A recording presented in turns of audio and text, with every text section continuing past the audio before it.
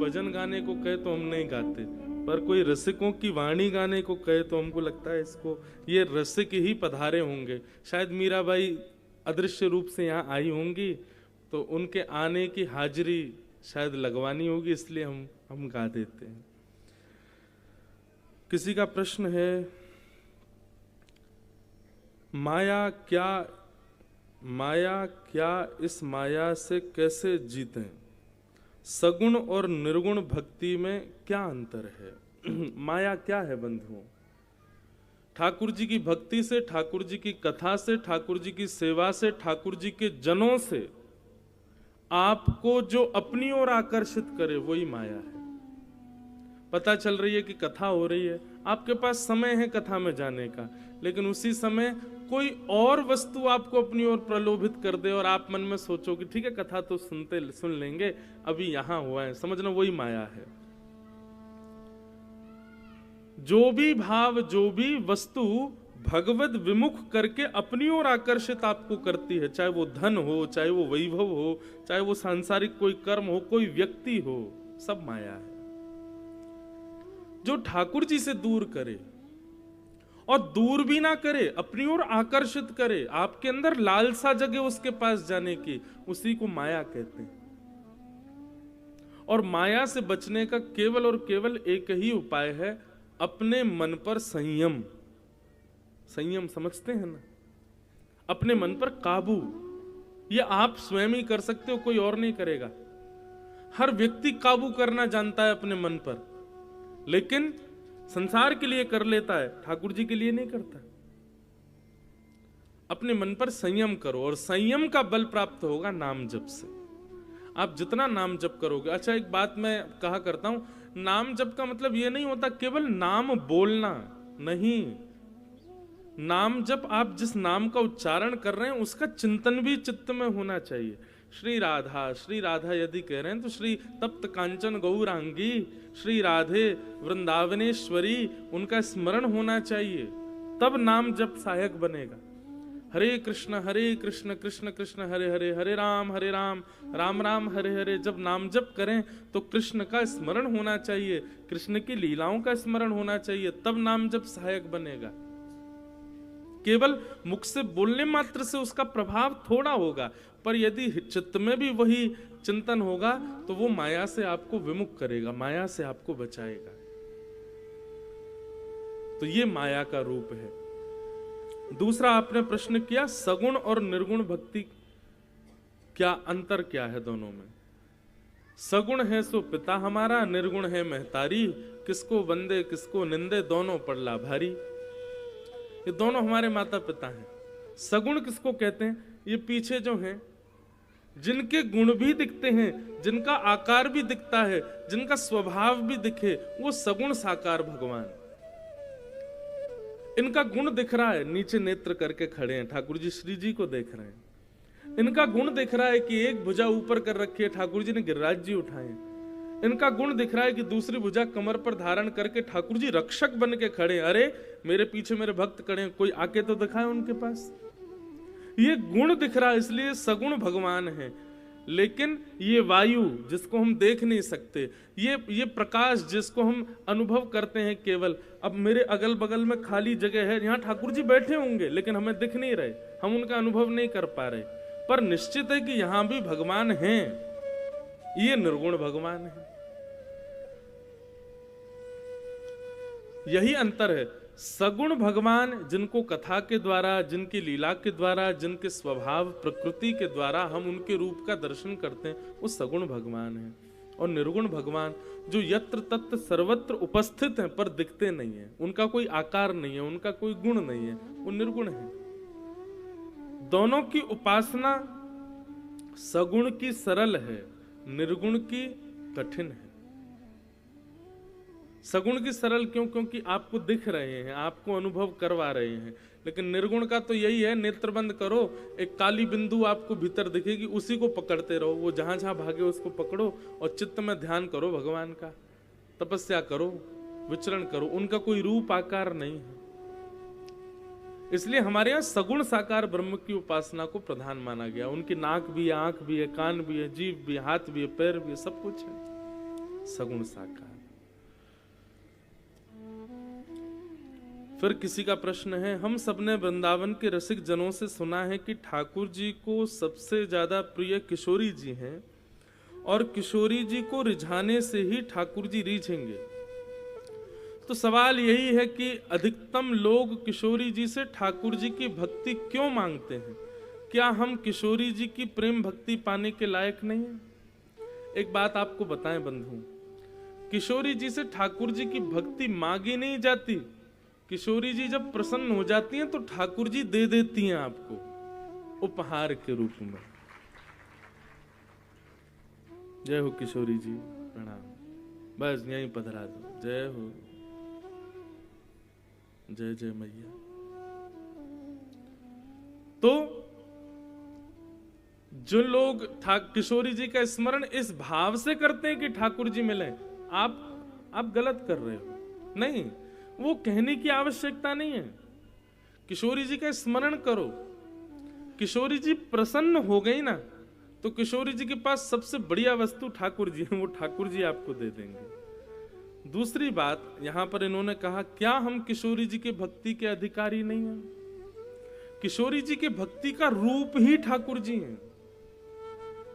ऐसा नहीं है कि किशोरी जी की भक्ति के अधिकारी नहीं है। किशोरी जी ठाकुर जी को प्रदान करेंगे तो ठाकुर जी और आप दोनों मिलकर किशोरी जी को रिझाओ, दोनों मिलकर के किशोरी जी को मनाओ। बाकी भैया एक बात कहें, ब्रह्मादि देवता भी किशोरी जी की भक्ति की प्राप्ति नहीं कर पाते। किशोरी जी की भक्ति की प्राप्ति करने का अभिप्राय है संसार से परे, विश्व से परे। और सबसे बड़ी बात, एक बात मैं आपको स्पष्ट कर दूं, तो जिद्दी व्यक्ति के पास यदि कोई वस्तु पहुंच जाए तो वो वस्तु किसी और को लेने के लिए बहुत मगजमारी करनी पड़ेगी। किशोरी जी की भक्ति करते हैं हमारे श्याम सुंदर, और श्याम सुंदर अपने आगे फिर किसी और को टिकने नहीं देते। बोले नहीं, इनकी भक्ति के अधिकार तो बस हमारा है, तुम इनसे हमको मांग लो लेकिन हमारी श्री जी को मत मांगो। लेकिन श्री जी इतनी कृपालु हैं, श्री जी स्वयं प्रदान कर देती हैं स्वयं को। उनकी भक्ति का अधिकार तो है हमारे पास, परंतु भैया इस संसार में बहुत भय है।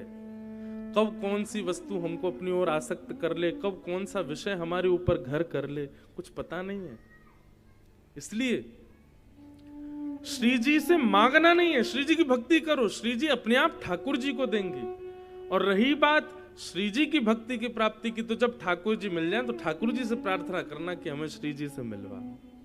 तो ठाकुर जी अनुग्रह करके श्री जी की कृपा प्रदान करवाते हैं। एक कभी कभी ऐसा मन में भाव आता है कि श्री जी अनुग्रह में ठाकुर जी को देती हैं, स्वयं को क्यों नहीं देती? क्योंकि ठाकुर जी ने रोक रखा है श्री जी को। इतनी दयालु हैं श्री जी, इतनी करुणावंत हैं श्री जी कि ठाकुर जी को भय लगता है संसार का व्यक्ति इतना चतुर है, कभी भी कुछ भी मांग लेता है, और श्री जी इतनी दयालु है कि तुरंत दे देती हैं। इसलिए ठाकुर जी ने उनको सौगंध दे रखी है कि नहीं, आपको किसी पर कृपा करनी, हमको भेजो, आप नहीं जाओगे, क्योंकि आप बड़ी सरल सहज हो और ये संसार के लोग बड़े चतुर हैं, ये 2 मिनट में आपके पीछे पड़ के कुछ भी मांग लेंगे और आप तुरंत दे दोगी, इसलिए आप कृपा करके हमको ही भेजो। तो हमें कभी कभी लगता है श्री जी को ठाकुर जी ने सौगंध दे रखी है, कोई आपका भजन करे तो हमको दे दो, आप नहीं जाओगे। ठाकुर जी जब परख लेंगे उसको कि हाँ अब ये योग्य है, तब ठाकुर जी श्री जी के पास ले जाएंगे। समझ में आई बात? अगर समझ में आ गई तो ये समझना आपने श्री जी को समझा ही नहीं। श्री जी समझ में आने वाली नहीं है। वृंदावन का रूप, प्रेम का रूप, श्री जी का रूप मैंने समझा दिया और आपने समझ लिया तो समझना वो सब कुछ था, वृंदावन नहीं था। वृंदावन समझ में थोड़ी आता है। तो इसलिए भैया श्री जी की भक्ति, श्री जी से कुछ मत मांगो, श्री जी स्वयं ठाकुर जी को देंगे। जब ठाकुर जी मिल जाएं तो अपनी निपुणता दिखाओ, अपनी योग्यता दिखाओ कि देखो हम श्री जी से मिलने लायक हैं ठाकुर जी, तब ठाकुर जी श्री जी की शरण में ले जाएंगे। फिर आपने कहा नाभादास जी, बिहारी लाल जी, वृंदावन जी और श्री वंशी अली, ललिता सखी जी आदि संतों की लीलाएं कब बताएंगे? कब बताएं बताओ? भक्तमाल जी की कथा कराओ तो बताएंगे। अब श्रीमद् भागवत की कथा है, क्रमबद्ध कथा है, ये सब रसिक जनों की चर्चाएं जब होती हैं तो भैया फिर फिर बाकी की लीलाएं नहीं हो पाती। भक्तों के चरित्र होंगे तो फिर ठाकुर जी के चरित्र नहीं सुन पाओगे। इसलिए इस साल हम अपनी पहली जीवन की भक्तमाल भी कर रहे हैं। जन्माष्टमी पर जयपुर में भक्तमाल जी की कथा है, पहली बार। उसमें केवल भक्त चरित्र है, श्री नाभादास जी से लेकर के जहां तक जिन जिन भक्तों का भाव आएगा। सप्ताह भक्तमाल। तो जयपुर में एक स्थान है सरस कुंज, वहां के पद भी गाता हूं मैं। उन्हीं के नेतृत्व में इस बार भक्तमाल जी की कथा है प्रथम। तो कभी भक्त चरित्र कहेंगे तब इनके सबके चरित्रों का स्पर्श करने का प्रयास करेंगे। फिर भी हम प्रयास करते हैं नित्य एक ना एक भक्त चरित्र जरूर सुनाते हैं।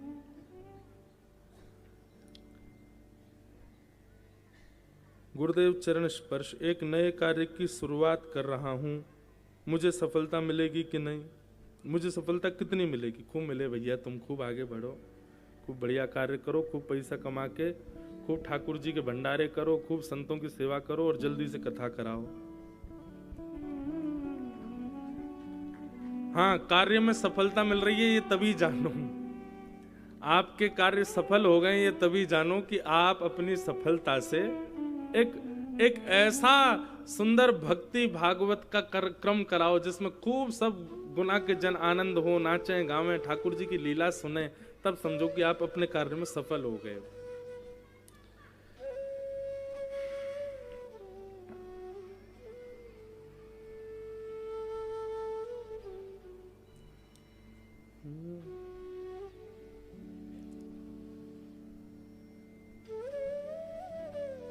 किसी भक्त का भाव है, महाराज जी तू है सखी पद हमने गाया था एक दिन, शायद आप उस दिन आए नहीं होंगे।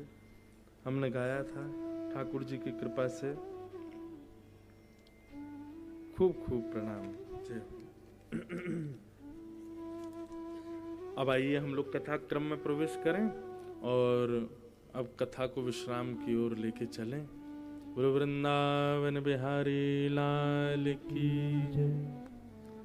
ठाकुर जी का विवाह श्री रुक्मणी जी के साथ में संपन्न हुआ और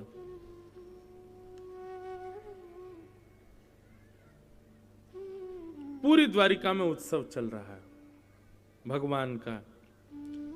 रुक्मणी जी के साथ में विवाह हुआ है। बंधुओं, रुक्मणी कौन है? रुक्मणी लक्ष्मी है और श्री कृष्ण नारायण है। नारायण का विवाह लक्ष्मी के साथ ही होता है, इसलिए ठाकुर जी का विवाह रुक्मणी जी के साथ हुआ। श्री जी और ठाकुर जी में कोई भेद नहीं है, वो एक ही हैं। हमारी लाडली जी और श्री ठाकुर जी दोनों एक ही हैं, केवल प्रेम भक्ति की प्रकाश के लिए दो रूप धारण किए हैं। बाकी उनको एक तो उनको होना पड़ता है, विवाह तो उनको होना पड़ता है जो हमेशा से अलग थे। जो अलग थे उन्हीं को ही विवाह करना पड़ता है।